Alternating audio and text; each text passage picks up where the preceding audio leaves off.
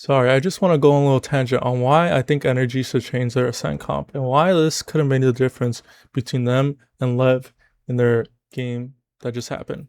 So, honestly, I think all there needs to be changed is that Ethan should go back to KO and then Kiko should go back to Omen because I think the whole idea behind this comp is just to stall. Obviously, Lev are high powered, high octane, and so especially on a defensive side, you can just stall with the Astra Stun, Phoenix Molly, flashes, and so that the whole premise of Lev's comp is like, you still have the Neon, and so Neon is the space creator. Neon can get all the way towards button while the team is entering on site, and that distracts the crosshairs. And in this instance, I feel like if they are going to play this comp, they have to be a lot more proactive because a lot of the utility will slow them down. But again, they move in packs, and so oftentimes, yes, they're able to trade on a Lev, but most of the time, with the way they fight as a team, that just leaves underwhelmed sides to pretty much a bull rush.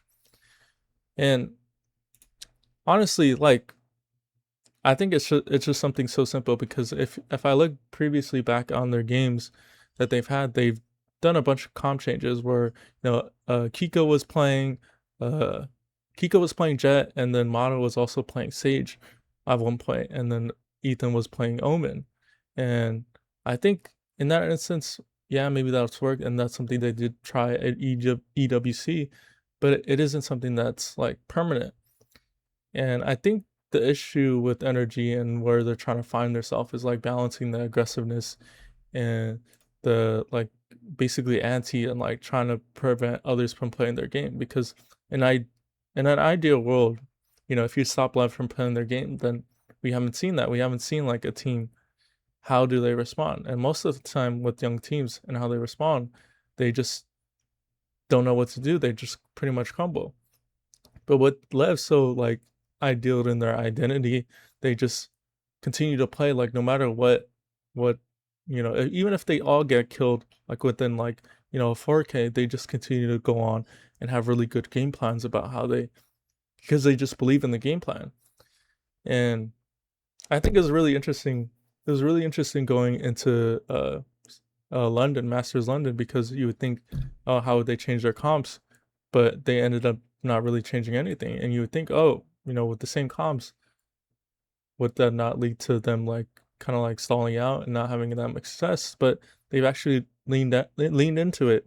When other teams have been like, okay, we've finally made it into VCT, we finally made it, to internationals, we should kind of like adapt. We should try to change our play style because you know eventually teams will catch on, and we need to be like more adaptive. But as you see with Auction and Santiago, they just doubled down. They kind of leaned into their play style. Even when people thought, oh, the metal would change or, Neon wasn't really that good, it took Neon or Shoot Danby to be able to turn the tide and be like, okay, Neon is actually really good um with how Danby plays Neon. And so again, like in theory, yes, the double duelist can work and I feel like NRG has had success with it in certain points, but I think in certain instances they kind of just need to rely on what has previously worked and what traditionally works. In the sense where I feel like they've relied on the Vice, I feel like Vice has been pretty good for them, but I think one thing they lack is a sort of like tempo and like obviously NRG is gonna be able to default, they're gonna be able to play the smart plays, but sometimes you need to take the risk, and that's where I feel like Kiko is the missing piece into that. Kiko should be the risk taker because Mata is the traditional op player where he's taking first engagement, taking a lot of the pressure as the primary duelist, where Kiko is either smoke sentinel player or sometimes a secondary duelist. And even in a smokes position, it's like being able to take risks is allowed because as long as you're playing it in a decent manner where you're not getting picked off all the time, like risks are granted in scenarios like, for example, with Sam would take risks in instances where he would play smokes, and those are the instances where it can pretty much make your season, make year run at a championship.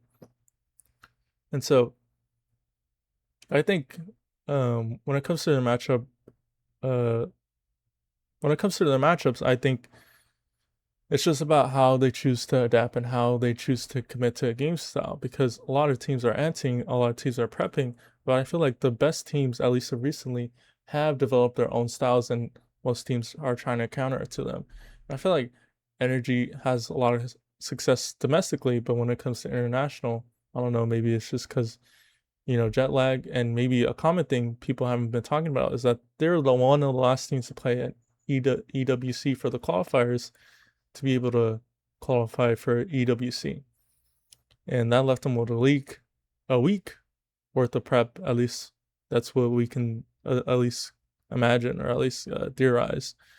But I think NRG is for sure a team that is going to get dangerous as they continue to go on. If they do make playoffs, then they are a team that most likely, with their repertoire and how they choose to play, will be able to win some crucial games and be able to make top four. But yeah, I had some issue with this comp just because I think it's not. In theory, yes, it could work, but since it did work, it could be a lesson of like, okay, we just need to work, do what traditionally works, and go on from there, and then be able to adapt and do a little bit of micro in order to make sure that we can be able to win out these games.